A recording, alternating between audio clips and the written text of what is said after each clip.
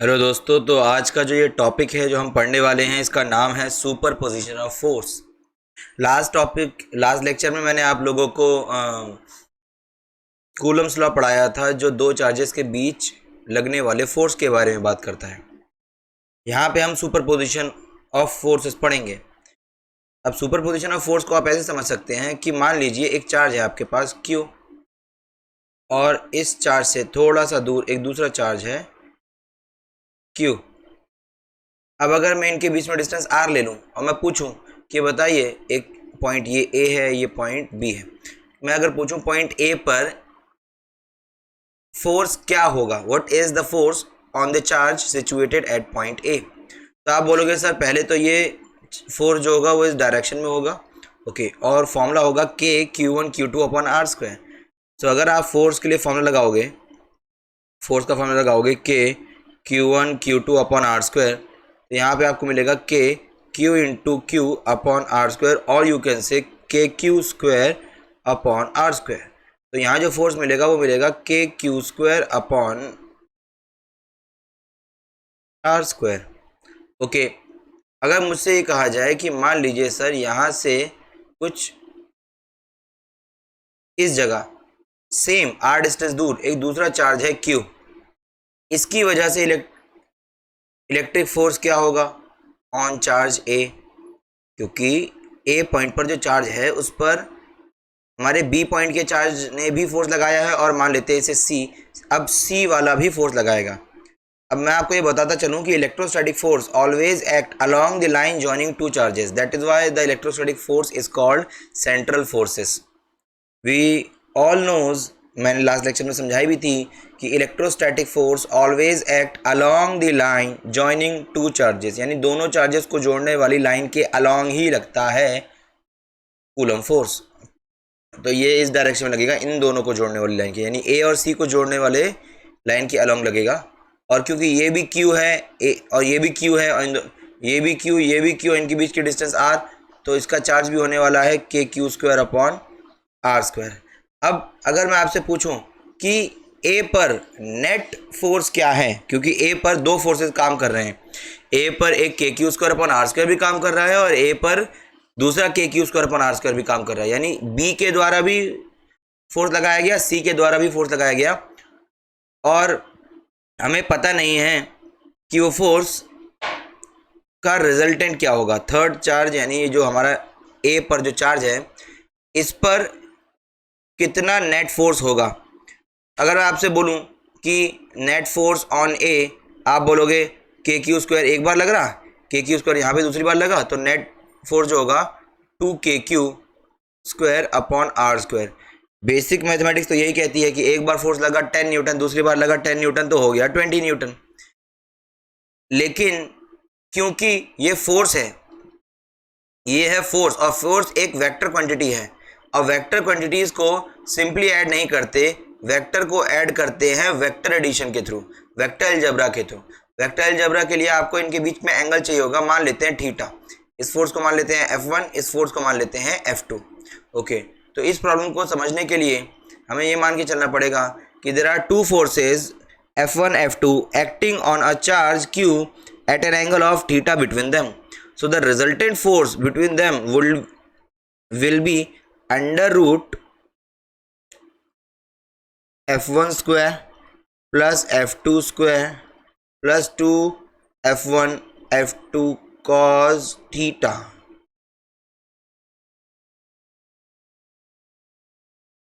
ये है जो फॉर्मूला जो हमेशा सुपरपोजिशन में आप लगाओगे। whenever there are two forces acting on a body at an angle of theta, you can find the resultant by this formula। और ये फॉर्मूला ऐसा नहीं है कि सिर्फ यहाँ लगेगा, जब भी किसी ऑब्जेक्ट पर दो फोर्सेस लगेंगे जिनके बीच में एंगल कुछ थीटा होगा, तो you can use this formula.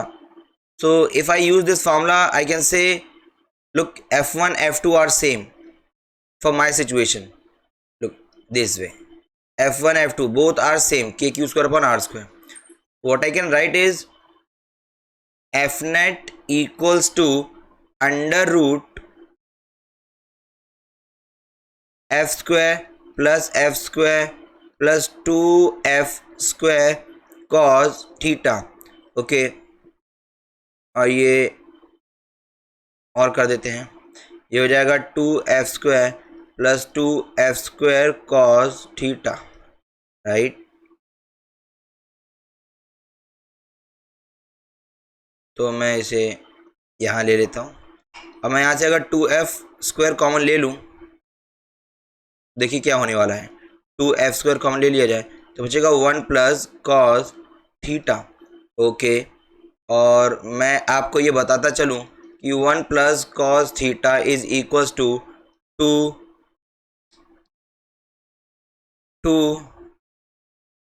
Cos square theta by 2, okay.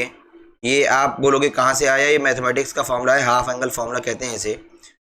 तो आप मैथमेटिक्स में ये फॉर्मूला देख सकते हैं, और मैं तो कहूँगा वह आप अभी के लिए याद कर लो अगर आप नीट के स्टूडेंट हो तो यहाँ पे आपको मिलेगा 4f² cos square theta by 2, okay.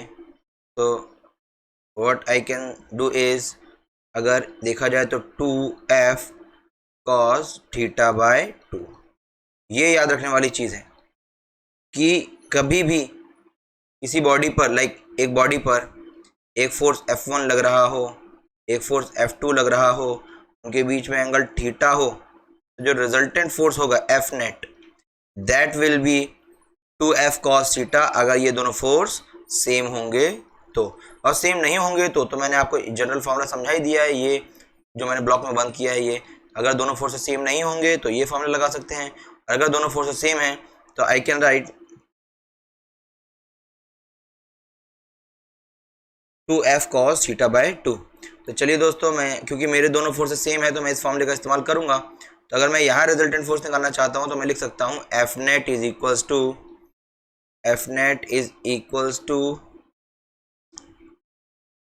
2f cos theta by 2, और यू कैन से 2kq² upon r² cos theta by 2। तो this is F net in this problem. अगर मैं ऐसी एक और प्रॉब्लम ले लूँ, एक और प्रॉब्लम ले लेते हैं, सपोज एक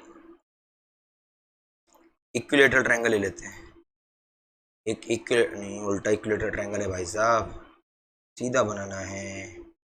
तो अगर कोई इक्विलेटरल ट्रायंगल मैं ले लूँ और मैं बोलूँ इसके तीनों कॉर्नर्स पे Q चार्ज है और इसकी साइड है A, इसकी साइड है A, और मुझसे पूछा गया इस पॉइंट पर इलेक्ट्रिक फील्ड, इस पॉइंट पर नेट फोर्स बताइए। तो नेट फोर्स बताने के लिए सबसे पहले मैं बताऊं, इस पे इस डायरेक्शन में फोर्स लगेगा, ये वाला चार्ज इस पर लगाएगा जो कि होगा kq² अपॉन a², और सेम ऐसा ही एक इस डायरेक्शन में फोर्स लगेगा जो कि ये चार्ज लगाएगा, वही होगा kq² अपॉन a²। क्योंकि एक इक्विलेटरल ट्रायंगल है इसलिए एंगल ये 60 डिग्री होने वाला है, तो ये एंगल भी 60 डिग्री होने वाला है। अब रिजल्टेंट फोर्स हमेशा इन दोनों के बीच में से जाता है, ये मैंने रिजल्टेंट फोर्स निकाला जिसे मैं F net कह सकता हूँ। अच्छा, अभी हमने पढ़ा था F net is 2f cos theta by 2 when two forces are equal. अब यहाँ पे तो मुझे दिख रहा है मेरा पहला फोर्स जितना है सेकंड फोर्स भी उतना है, तो मैं एक काम करता हूँ, यही फॉर्मूला यहाँ लगा देता हूँ, 2 any one of the force kq² upon r² into cos theta by 2, theta is 60, तो 60 by 2 is 30 degree, 2kq² upon r² into cos 30 degree. दोस्तों अगर कॉस 30 डिग्री की वैल्यू डालोगे तो 2kq² अपॉन में r² 2kq² upon r² into cos 30 is √3 upon 2। If 2 से 2 cancel कर देंगे तो आंसर आने वाला है √3 kq² upon a²। So this is the resultant force जो हमें चाहिए था। देखिए है ना, तो मुझे इसका आंसर आया कि F net is √3 kq² upon a²। देखो ये तो मैंने आपको प्रूफ करके दिखाया। वैसे आप यहाँ पे एक ट्रिक भी है, ट्रिक क्या है समझते हैं। मान लीजिए कि एक बॉडी है, इस पर दो फोर्सेस लग रहे हैं, एक लग रहा है इस डायरेक्शन में F1 एफ मान लेते हैं, F1 दोनों फोर्सेस इक्वल मान लेते हैं, और एक लग रहा है मान लीजिए इस डायरेक्शन में F,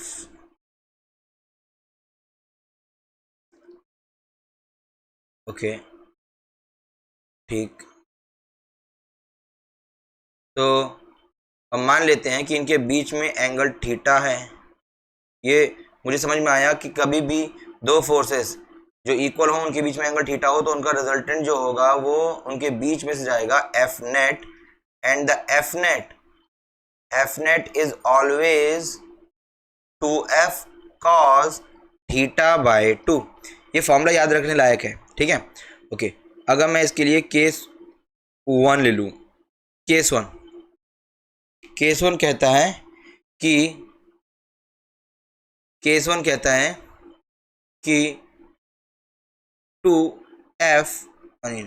कहता है कि मान लो दोनों के बीच में जो एंगल है वो आप 60 डिग्री ले लो, तब क्या हो सकता है दोस्तों, तब होगा F net equals to 2f cos theta. Theta की जगह पे 60 डिग्री लगाओगे, 60/2 इज 30 डिग्री, राइट।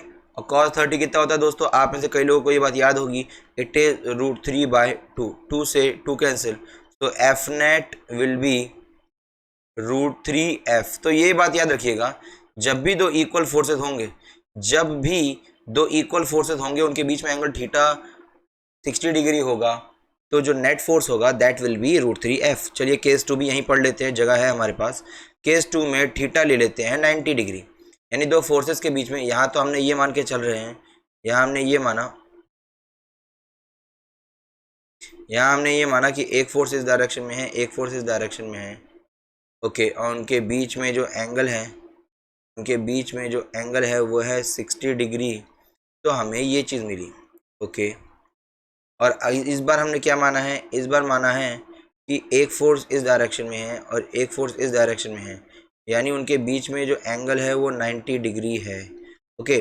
तब रिजल्टेंट फोर्स निकालते हैं, तब हमें पता है F net is 2f cos θ/2, formula वही रहेगा, लगाइए 2f cos 90/2 इज cos 45, तो 2f cos 45 इज 1/√2। अब जब 1/√2 है, यानी आप जब इस 1/√2 से इसको काटोगे, सॉरी f को काट दिया या कुछ भी कर रहे हैं, 1/√2 से 2 को कैंसिल करोगे तो आपको आंसर मिलेगा √2f। यानी जब भी किसी फोर्स को, कभी दो इक्वल फोर्सेस एक दूसरे से 90 डिग्री एंगल पे होंगे तो उनका रिजल्टेंट √2f आएगा। यही थर्ड केस भी कर ही लेते हैं। केस 3 ये कहता है कि अगर दो फोर्सेस, एक फोर्स इस डायरेक्शन में है, दूसरा फोर्स मान लीजिए इस डायरेक्शन में, दो फोर्सेस इक्वल हों और उनके बीच में एंगल जो है वो 120 डिग्री हो, ओके, एंगल 120 डिग्री हो, तो F net is 2f cos θ/2, theta is 120, 120/2 is cos 60 degree, तो 2f cos 60 इज 1/2, 2 से 2 कैंसिल, तो आंसर आने वाला है f। एफ नेट क्या है, f है।